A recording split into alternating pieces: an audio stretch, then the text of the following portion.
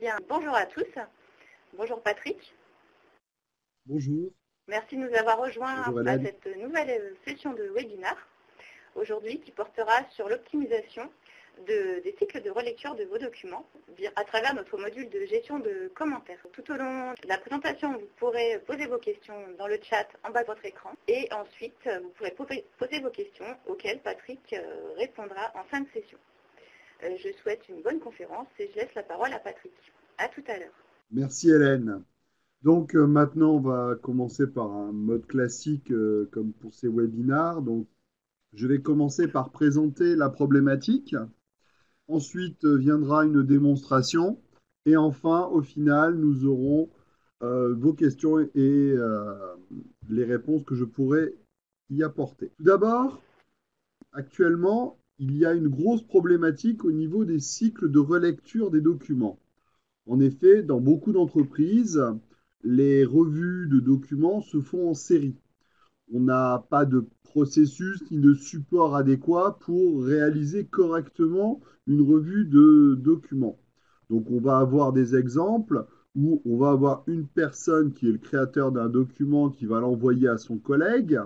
Ce collègue va ensuite y apporter des commentaires, le transmettre à son supérieur, qui lui va rajouter des commentaires, et au final, le service de contrôle qui va vérifier et rajouter sa partie commentaire.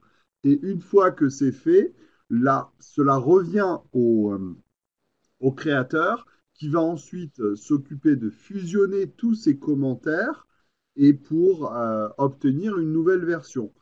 Malheureusement, avec ces notions de commentaires en série, on peut avoir des commentaires déjà qui se contredisent. De plus, on peut avoir une lenteur dans le processus. Et la personne qui doit fusionner tous ces commentaires, ça devient très complexe pour elle. Donc, on voit bien les énormes difficultés. L'idée, c'est de pouvoir permettre donc d'organiser, de travailler et de suivre les remarques effectuées par l'ensemble des personnes autour d'une même plateforme, permettre un travail en parallèle et enfin, gérer le suivi et l'analyse des commentaires. Alors, au travers de ça, on a un petit schéma qui résume le mode de fonctionnement en interne, donc avec des rédactions, des commentaires, la notion que le client pourra aussi à un moment donné faire des commentaires. Mais ça, c'est un exemple de mode de fonctionnement. Nous verrons comment, dans la démonstration, nous pouvons mettre tout ça en musique dans notre application. Les exigences au travers de ce cycle de relecture. Tout d'abord, c'est permettre un suivi clair des cycles de relecture par révision. En effet, on doit être capable de savoir quels ont été les commentaires qui ont été utilisés pour monter en révision et quels ont été les commentaires qui ont été faits dans les révisions précédentes. Deuxièmement, on doit permettre d'annoter un document sans en altérer le contenu. Donc, l'idée, c'est d'utiliser un format de calque qui va permettre aux utilisateurs de pouvoir annoter à loisir sans jamais ne toucher à l'original et donc le corrompre. Et enfin, une dernière exigence, c'est de pouvoir tracer l'origine et la date de tous les commentaires ainsi que des réponses. Je vais maintenant passer à une démonstration plus fonctionnelle. Nous allons voir comment cela se passe dans l'application. Donc, ne quittez pas, votre écran va devenir un peu gris pendant quelques secondes, le temps que je partage mon écran.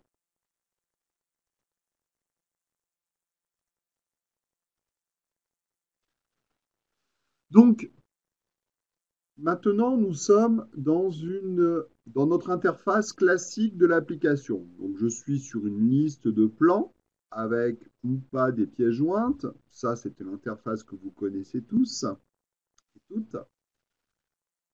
Lorsque je vais dans une fiche, j'ai en haut des onglets, notamment un onglet qui s'appelle Commentaires.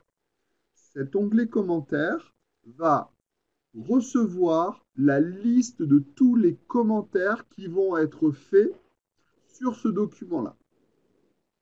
Alors, il y a plusieurs méthodes pour pouvoir créer des commentaires. La plus naturelle, c'est d'annoter directement la pièce jointe.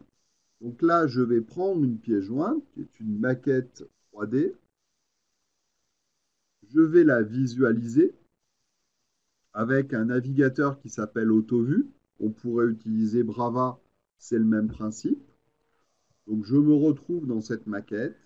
Je vais pouvoir éventuellement faire tout ce que je peux faire avec un visualiseur 3D, hein, cacher des pièces éventuellement, faire des coupes, etc., etc., pour placer au bon endroit mon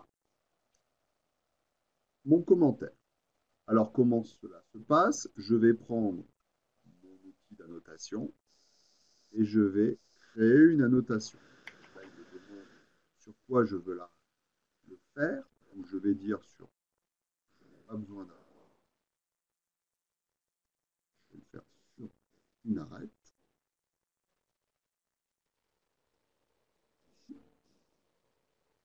Et je vais dire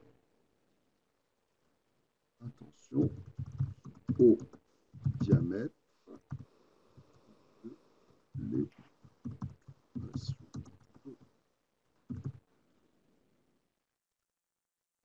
Donc, je place mon commentaire et ensuite, je vais l'enregistrer. Voilà.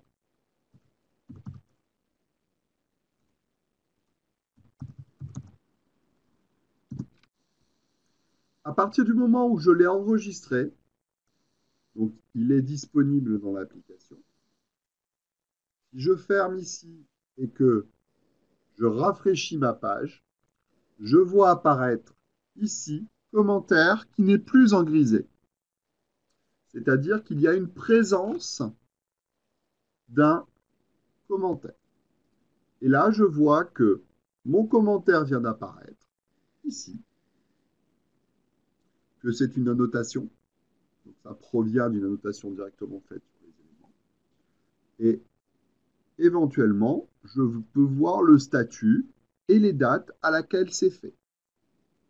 Bien sûr, si une autre personne visualise le document, il aura automatiquement l'information dans le visualiseur que le commentaire existe.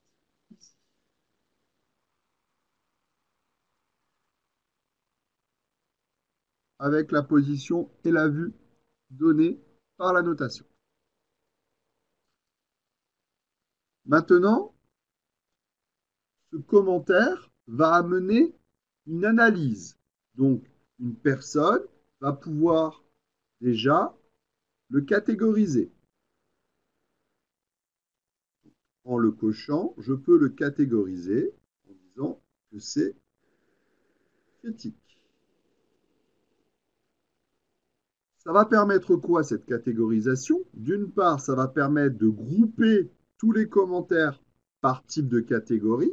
Donc ici, j'ai la possibilité de regrouper par certains champs de commentaires.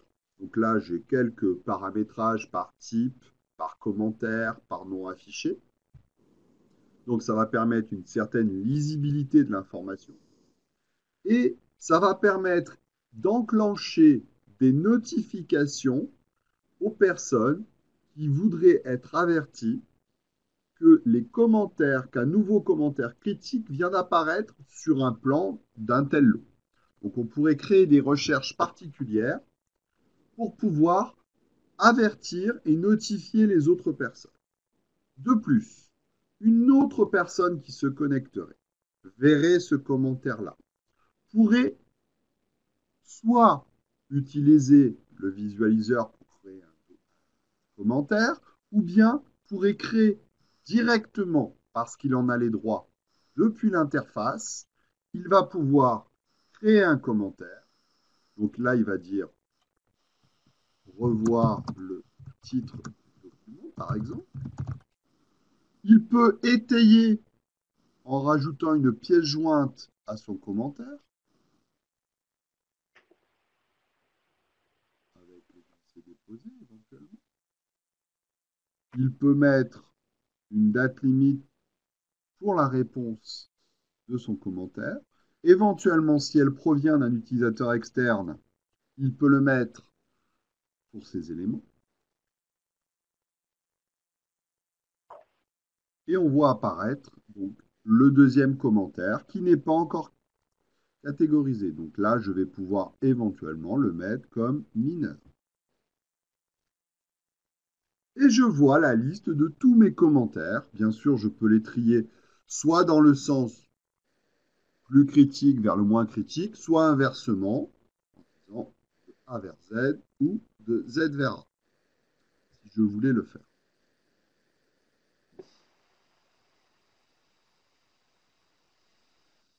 Une fois que c'est fait, je vais voir comment je peux répondre à ça en disant, je vais effectuer une réponse en cliquant sur la petite flèche verte.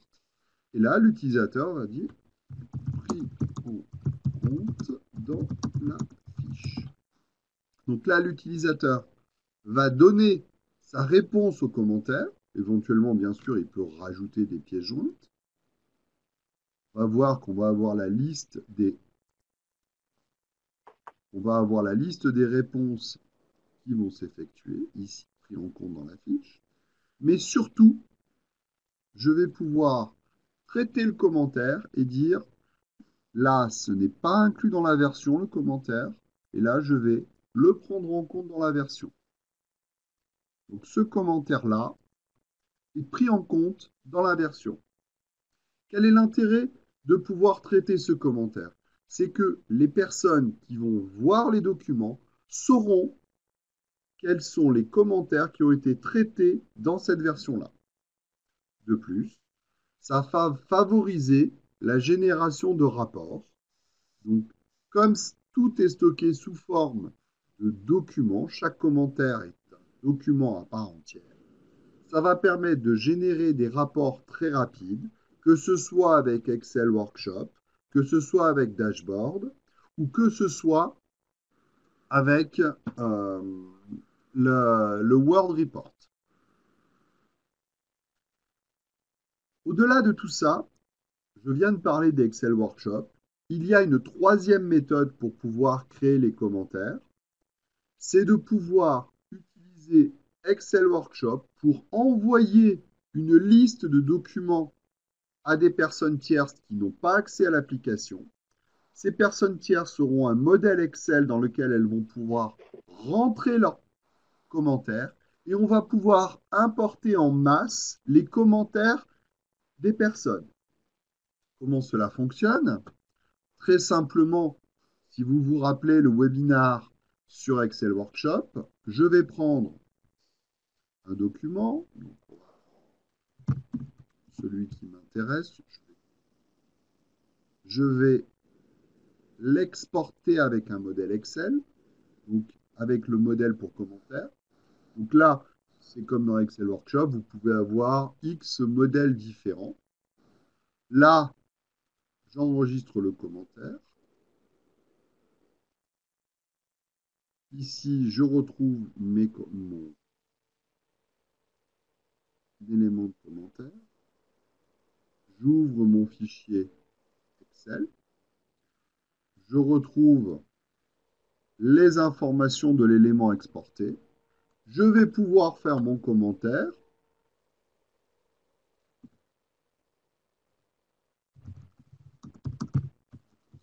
À la note.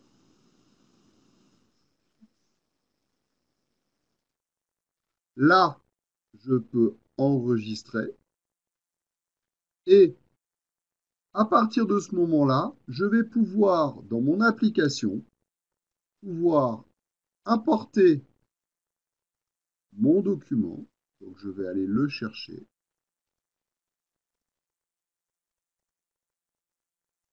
Là, le système va trouver le nombre de commentaires à créer avec succès, donc à créer, et je vois quelles sont les références qui ont été créées.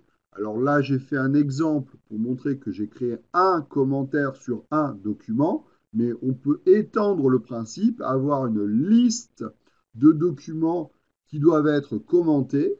Donc on peut imaginer le gain de temps pour pouvoir envoyer l'alias de documents via Excel Workshop et aussi le modèle de réponse pour les commentaires de la personne tierce. Si je me retourne vers mon document plan, ici, je vais retrouver automatiquement mon commentaire qui a été fait. Et c'est très important de pouvoir tracer tout ce qui a été fait parce que l'utilisateur va pouvoir prendre en compte, traiter sans objet, catégoriser chaque commentaire. Et au final, si un commentaire est créé, il n'est pas classé comme sans objet ou pris en compte dans une version donnée, il est automatiquement reporté à la section suivante. C'est pour ça que on a la version de l'objet lorsque l'on applique le commentaire, parce que on peut avoir un document qui a été commenté en version A et dont le commentaire a été traité dans une version ultérieure, une B, une C. Et là, on est véritablement dans un domaine où on a un cycle de relecture en parallèle, où on a une analyse centralisée des informations, où on peut mettre tout le monde autour de la table pour une réunion et une analyse de commentaires en même temps, voire à distance parce que c'est une plateforme collaborative, notre application. L'utilisateur va pouvoir traiter ses commentaires et on va garder toute la traçabilité. Ce n'est pas parce que j'annote un document ou une pièce jointe ou un plan. Là, je vais le traiter dans l'application. Ce n'est pas quelque chose qui reste sur le calque d'un document physique. On a un réel traitement au niveau des commentaires. Voilà le principe de fonctionnement de ce cycle de relecture. Donc, c'est de permettre un travail en parallèle, d'organiser le travail de relecture et de tracer et traiter tous les commentaires qui sont faits au cours du cycle de vie d'un document. Je vais maintenant repasser à vos questions.